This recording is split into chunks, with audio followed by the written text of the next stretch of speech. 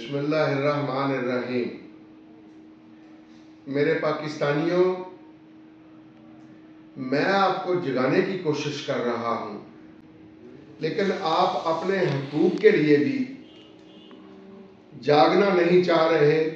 ताहम मैं तो अपनी मौत तक ये किरदार अमर बिल मारूफ व नही अनिल मुनकर का आपको जगाने का करता रहूंगा। आज की चीजें बहुत खतरनाक और बड़ी अहम है। पहली चीज, फेडरल गवर्नमेंट ने जब 18 महकमे सूबों को 18वीं तरमीम के तहत दे दिए हुए हैं और वो महकमे सूबों में नहीं गए, सिर्फ तरमीम हुई है। आप मुझे बताएं कि पहले एक महकमा था ministry of food and agriculture, उसका नाम बदल के रख दिया, फूड सिक्योरिटी रखा इस्लामाबाद में।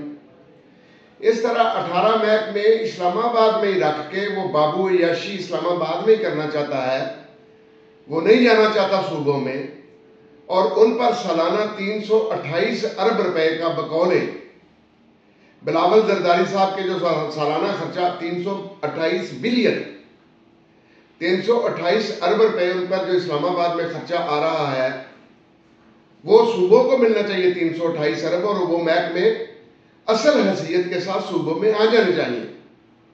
इस्लामाबाद की अय्याशी उन्हें इस्लामाबाद से बाहर निकलने नहीं दे रही। दूसरी बात, खुदारा पाकिस्तानियों, अपने हकूक को पहचानो। ये खा जाएंगे आपको, खुदा की कसम। ये गवर्नमेंट के महकमे, ये अशराफिया, ये इस्लामाबाद में बैठे हुए चोर, ये आपको एक रोटी भी नहीं खाने देंगे। इनको नहीं अच्छा लगता कि आप एक रोटी लसूड़े के साथ या किसी अचार के साथ भी खा लें। आपको सड़कों पर अच्छे अंदाज में तहरीक एक ऐसी चलानी होगी जो रियासत के भी हक में हो, लेकिन गरीब परवरी भी करे। आप मुझे बताएं, कल मुझे पता लग रहा था कि यहाँ पंजाब में एक इरीगेशन का महकमा है, उसकी 2000 गाड़ियां पता ही नहीं चल रही कहाँ गई हुई। अगर ये खबर सच्ची है तो एक तरफ तो 2-2 हजार गाड़ी का पता नहीं चल रहा, और दूसरी तरफ गरीब को इस सर्दी के मौसम में पहनने के लिए जूता या एक स्वेटर भी नहीं मिल रहा, रोटी नहीं मिल रही। गोया एक मुल्क में ये दो तबके जो पैदा कर दिए गए हैं, ये मेरे साथियों, मेरे गरीबों, मेरे भाइयों, मेरी बहनों, मेरे बच्चों, मेरे बच्चियों, ये आपकी सुस्ती की वजह से है। ये जालिम इसलिए जुल्म कर रहे हैं कि आप खामोश हैं। आपको कानून तो हाथ में नहीं लेना, लेकिन सड़कों पर इजहार करना होगा। कुदरती तौर पर इस वक्त का पाकिस्तान का chief of the army staff और चीफ जस्टिस ऑफ पाकिस्तान गरीब के हमदर्द हैं, पाकिस्तान के हमदर्द हैं, रियासत के हमदर्द हैं, खून पसीना एक किए हुए हैं कि मुल्क और इसका गरीब तरक्की पाए। हमें इंसानियत के लिए, पाकिस्तानियत के लिए, मुसलमानियत के लिए खुदारा बाहर निकलना होगा। निकलो और एहतजाज करो कि अशराफिया के लिए जो सालाना बाकायदा 17-18 अरब बजट में होता है, उसे सिफर किया जाए। 18 महकमे मरकज में जो है उन्हें सूबों में भेजा जाए, ताकि लोगों को नौकरियां भी मिले, और उनका 328 अरब का जो पैसे हैं वो सूबों को दिए जाए। मुल्क में आटा, ये अगर पैसे आ जाए, ये लूट खसूट बंद हो जाए। 1970 से जिसने भी कर्जा माफ कराया है, उनसे कर्जा वापस लिया जाए, उनके खून से निकाला जाए, उनकी हड्डियों से निकाला जाए। ये उनकी मां के शीरे मादर नहीं था। ना इसकी नून को फिक्र है, ना इसकी पीटीआई को फिक्र है, ना इसकी किसी मतलब ये पीपल्स पार्टी को फिक्र है। आपने अपने मफादात की फिक्र खुद करनी है, हमने करनी है, और कभी भी जालिम आपका हक नहीं देगा जब तक मजलूम उसके जालिम के, चोर के, डाकू के, ठग के गिरेबान में आप नहीं डालता। ये वक्त आ गया है, वरना खुदा की कसम ये आपको प्लानिंग के तहत बहुत जलील करके मारना चाहते हैं।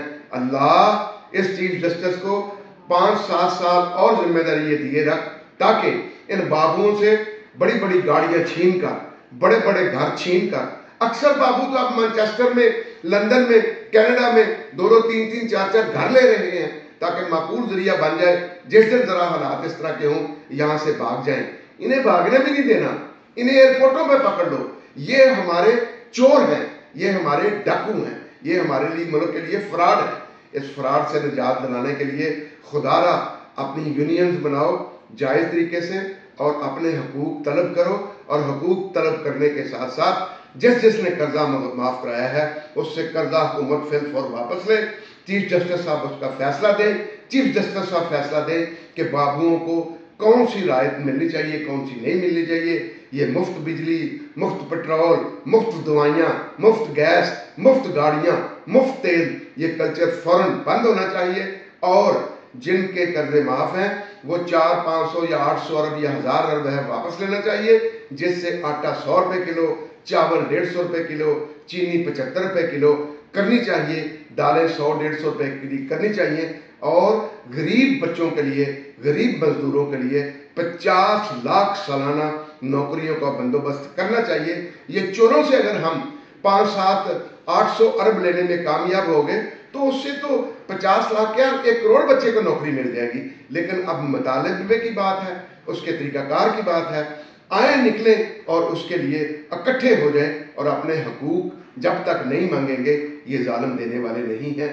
अस्सलामु अलैकुम वरहमतुल्लाहि व बरकातहू।